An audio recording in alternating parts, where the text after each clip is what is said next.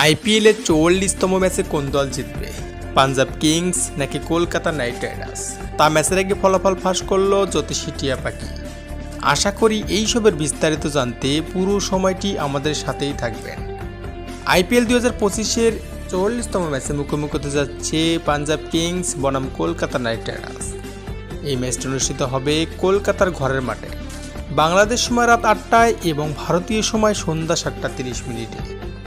Point টেবিলে ৪ এবং ৭ নম্বরে থাকা এই দুই দলের লড়াই। কলকাতা নাইট রাইডার্স তারা তাদের ৮টি ম্যাচের মধ্যে ৩টিতে জয় এবং ৫টিতেই পরাজয় গ্রহণ করে ৬ পয়েন্ট নিয়ে রয়েছে টেবিলের ৭মতম স্থানে। অন্যদিকে পাঞ্জাব কিংস তারা এই মৌসুমে দুর্দান্ত পারফর্ম করে যাচ্ছে।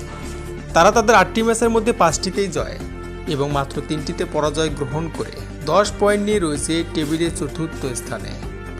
এখন দেখার বিষয় হলো আইপিএলের ৪৪তম এই ম্যাচটিতে কোন দল জয়লাভ করে পয়েন্ট টেবিলে এগিয়ে যায়। এইদিকে আবার আইপিএলের এই গুরুত্বপূর্ণ ম্যাচটিতে কোন দল জিতবে তা জানার জন্য ক্রিকেট ভক্তদের আগ্রহের শেষ নেই।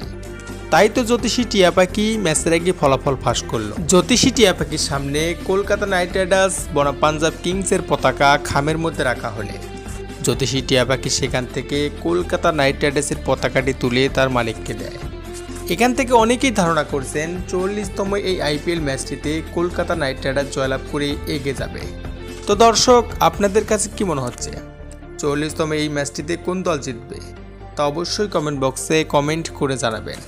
সুপ্রিয় দর্শক, আপনাদেরকে আরও একটা বিষয় ভালোভাবে জানিয়ে রাখি, টি-20-র এই সংক্ষিপ্ত ফরম্যাটে যে দল ভালো পারফর্ম করতে পারবে সেই দলেই কিন্তু জয়লাভ করবে। ধন্যবাদ সকলকে এতক্ষণ সাথে থাকার জন্য।